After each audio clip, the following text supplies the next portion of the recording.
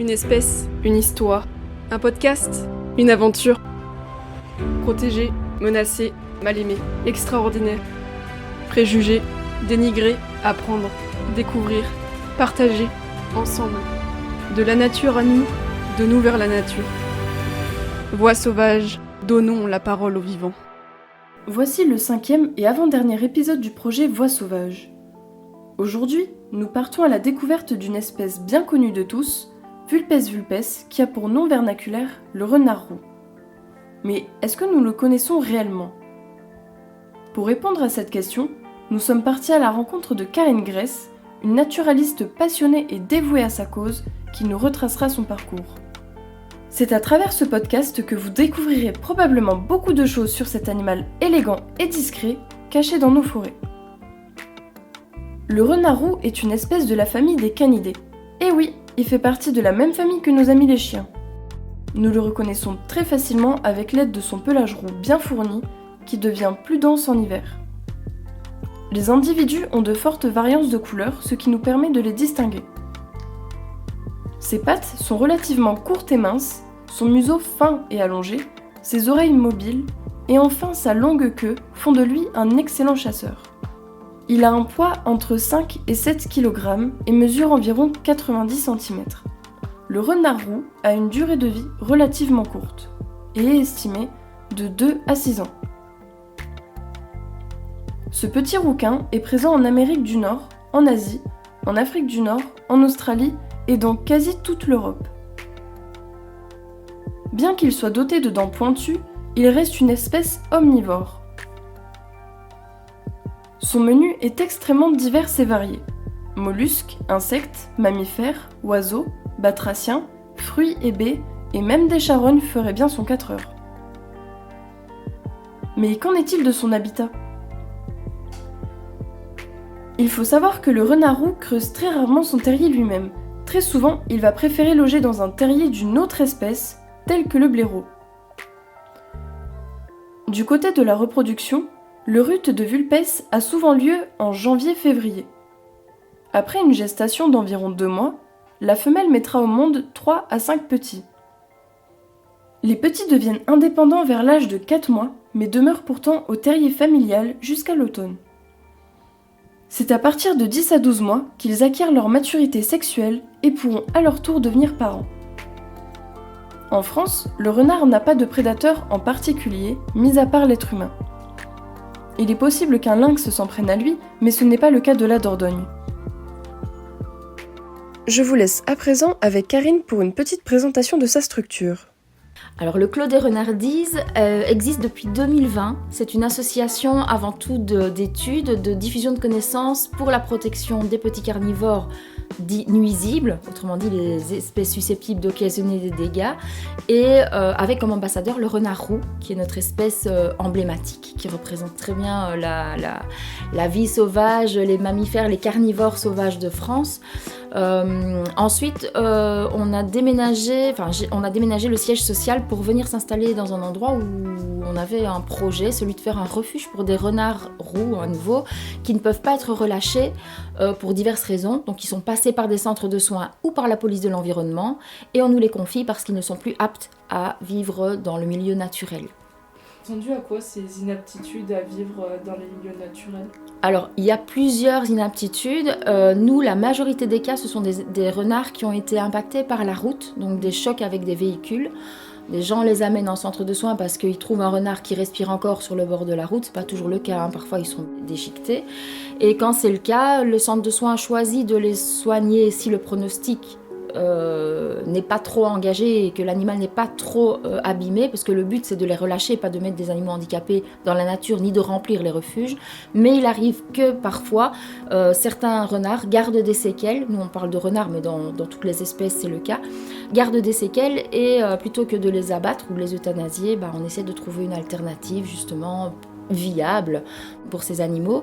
Et nous, j'aime pas le terme se servir, mais nous, ils deviennent nos ambassadeurs qui représentent l'espèce, mais plus particulièrement l'individu. Et en racontant leur histoire, ça sensibilise autrement mieux les gens. Et puis ce sont des renards qui sont concrets, avec un petit nom, avec une histoire, avec les visuels que l'on fait, on les fait découvrir aux plus jeunes et puis à tous les publics. Vous en avez combien actuellement ? Actuellement, on en a 9 et plus une qui est en attente de placement parce qu'elle nous a été confiée par l'OFB de Charente-Maritime pendant une procédure justement de saisie judiciaire. Puis l'animal va pouvoir intégrer un parc animalier où il y a d'autres renards et puis elle vivra comme ça. Et on a une chance, c'est que le renard est une espèce qui s'adapte très très bien et donc qui ne souffre pas trop, en tout cas pour ceux-là, pour certains, de la captivité. Avez-vous un fait intéressant ou une anecdote à nous raconter sur le renard roux ? Le renard roux, c'est son côté félin me fascine assez particulièrement parce qu'il fait partie des canidés.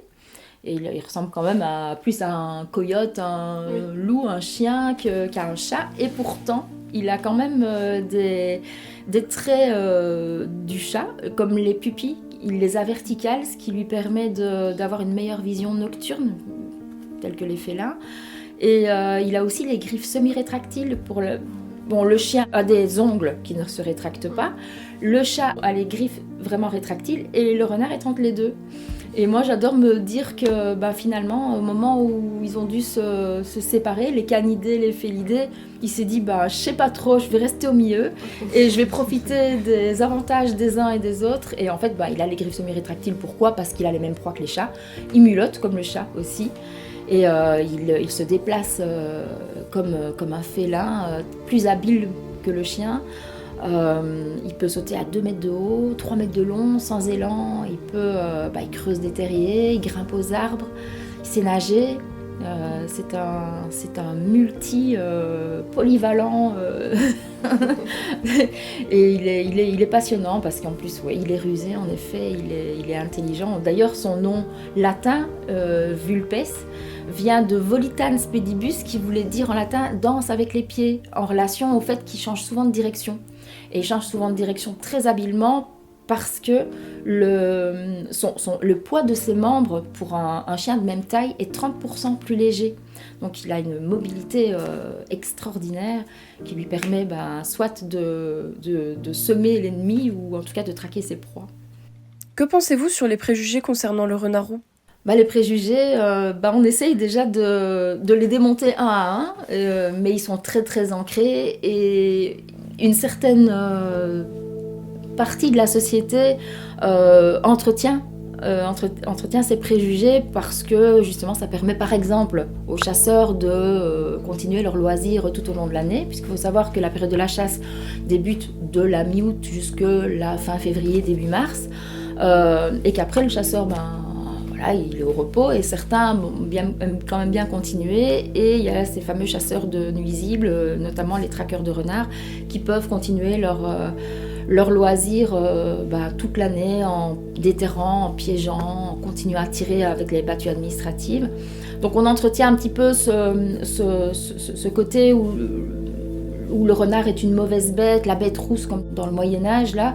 Puis on l'accuse aussi de véhiculer des maladies à la mode, bien sûr, pour faire peur aux gens, parce que les gens ne sont pas censés tout connaître. On maintient cette méconnaissance qui lui nuit. Beaucoup de gens, même des vétérinaires, croient qu'il y a encore la rage du renard, alors qu'elle n'est plus en France depuis 1998, et ça a été déclaré officiellement par l'OMS en 2001. La France était exempte de rage. C'est hyper suivi aux frontières avec les pays de l'Est, aux frontières avec le Sud. On dit aussi qu'il véhicule des vers, on lui donne vraiment la mauvaise presse, mais il n'a pas plus de vers, de parasites que le chien et le chat, ce sont les mêmes.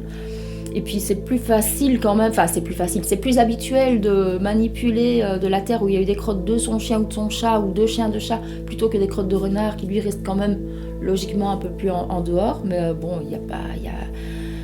il suffit de nettoyer ses légumes, de ses fruits, etc. Et puis on entretient que c'est une mauvaise bête, comme dans la mythologie. Il est le représentant du mal, du démon. En fait, c'est un animal nocturne, qui est devenu nocturne parce que ses proies sont devenues nocturnes à cause de la présence humaine. Donc tout le monde a peur des hommes, donc ils vivent la nuit pour nous éviter le plus possible. Et ça lui donne une connotation, déjà qu'il est furtif, il a des yeux qui brillent dans la nuit, avec le tapetum lucidum, c'est une membrane réfléchissante des animaux qui vivent la nuit. C'est ça qu'on les voit dans les phares des voitures, et ça lui donne certainement une connotation d'animal mystérieux. Ce qui est mystérieux ne connaît pas, ça effraie.